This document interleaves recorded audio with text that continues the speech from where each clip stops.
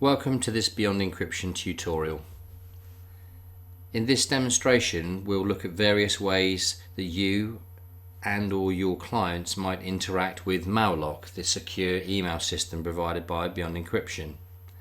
You might do so at a desktop level, similar to that we can see on the screen now, namely the Microsoft Outlook desktop mail client, or you may choose to do so via a mobile device or simply via a web browser. And of course, we have tried to remain agnostic of the email system that you're using on your mobile devices themselves. You can see here the Outlook mail application, whilst we'll be looking today at the Gmail application, which is now on screen.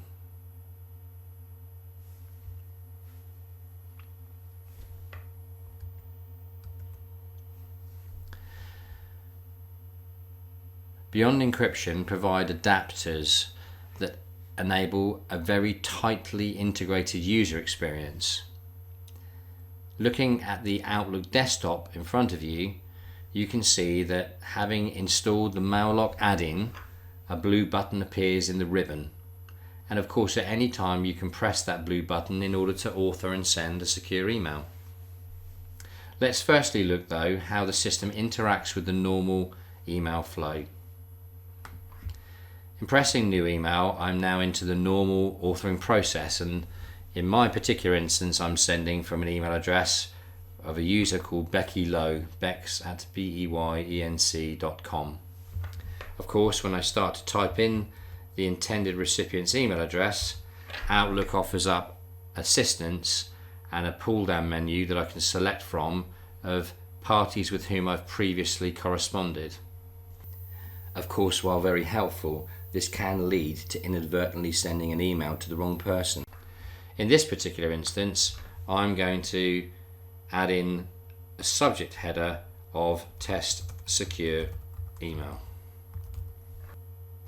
In typing in content into my email, by way of example, be sending an investment statement or perhaps mortgage information, sensitive medical details, or possibly sending bank details against which I'm asking my target recipient to make payment.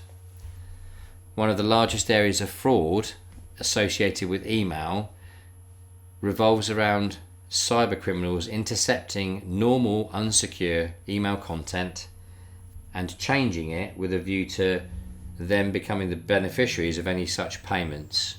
In the US during 2018, losses of this nature were identified by the FBI to exceed $12 billion. At any time during the interaction with the system, it's possible to consciously select and toggle the Mailock button to secure blue. For the purposes of demonstration, however, I'm going to leave it in its normal rest unsecure state to just show some other facilities that we've built into the system. Having pressed send, the add-in is now parsing, scanning the content of the body text and comparing the words in that body text with a library configured by the sending organization. i.e., it's possible for the administrator of the sending company to help provide a pertinent nudge when certain subject matter arises within the body text of the message. Of course, this helps in addressing GDPR training requirements and education in order to help users understand the sensitivity of information that they might otherwise send in an unsecure manner, much like sending an open postcard with sensitive information in the traditional postal system. I can obviously elect to send this unsecurely at any time, or in my case, decide to send the message securely. The email address associated with the target recipient, as is shown on screen, is securemyemail2@gmail.com, and it's someone with whom I've previously corresponded and is therefore part of my trusted secure community. The first time I emailed that particular individual, I would have been required to challenge their identity to verify that they were indeed the intended recipient. This now becomes an option which I can exercise at any point, whilst of course when someone is part of a secure community, one can simply send the message and it will be fully encrypted end to end. Let's add a challenge in here.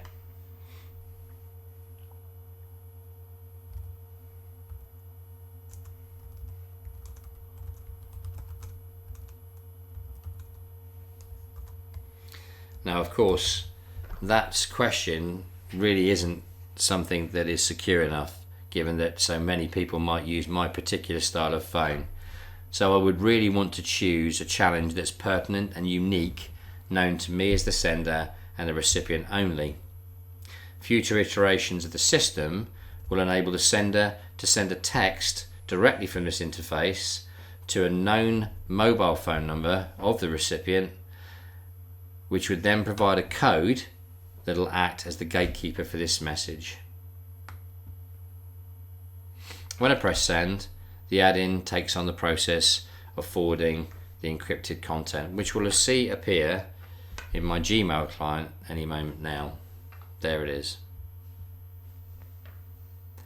The email that was sent by Becky over here from the desktop has taken on the livery, the branding of the sending organization. This is a configurable aspect within the admin suite that's provided for the administrator. Before we open the message here, however, you can see I'm within the sent folder of the sender's infrastructure, and you can see that the email I sent is living in that sent items folder in an unencrypted form. This is by design and is in fact an option that exists within the configuration aspects in the ribbon at the top of the Outlook system. If I open that email, the message lives not as a blob of encrypted AES-256 data, but as an unencrypted MSG file, and as such the system behaves in exactly the way one would expect it to had we sent the message in an unsecure manner. Namely, the message is available offline and should be reflected within any CRM, client relationship management integrations. However, the blue button that persists affords certain luxuries to the user and starts to surface some of the very rich data that can be made available through integrations and APIs and web services if someone chooses to automate the entire process that we're focusing on here. To emphasize, everything we can see being demonstrated can be utilized in an automated function for high volume automated communications. Functions like the ability to absolutely revoke access to this message and the ability to see whether the target recipient here on the mobile phone has attempted to answer the question but not satisfied the sender's challenge. Naturally, if this happens, we would want the behavior of the system to be such that the message would automatically be revoked. Let's just try that now. On my mobile phone, I have already installed the Mailock mobile application. That's not a prerequisite. The system requires no install of any description for a target recipient, but of course it's possible for us to be much more integrated if the applications are installed. In clicking read my message, that's immediately associated with the application, and of course now we're being challenged for that password. I'm going to deliberately now get that wrong. In fact, I'm going to get it wrong on a number of occasions, and as you can see here, after a preset number of attempts, the system will automatically revoke access, i.e. it will work on the assumption that you were unable to satisfy yourself that the correct party was accessing the message. Let's go back to the desktop now and look at that information. We can see there were 5 failed attempts. We can also see the message has been revoked. Indeed, in my inbox, something else has arrived in the meantime. Let's go and take a look at that, but firstly, let's just re-allow access to that message while we're here. I'm going to now move back across into my inbox, And as you saw a moment ago, I've received a message as the sender to tell me my recipient was unable to adequately identify themselves to me, and as such the message was revoked on my behalf. As you saw before, I've subsequently allowed access. So let's now take a look again at the mobile phone, this time typing in the correct password, albeit perhaps with the wrong capitalization and some gaps included. It's possible for us to remove those potential errors when the data is being entered here. So we're looking for the textual content in this particular configuration to be correct. And assuming I've got that password correct, I can now read the message. Of course, you may not be operating in a mobile environment. You may be working within a webmail environment, such as this one we can see here. Here's that same message. And in fact, that message lives again in the inbox of my Gmail account, enabling me to click on read my message. And of course, I'm now faced with the same challenge.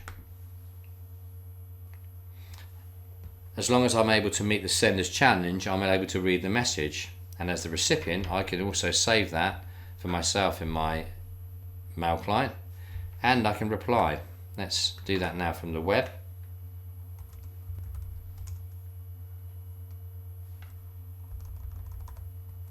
Of course, any reply is also secure and can include attachments.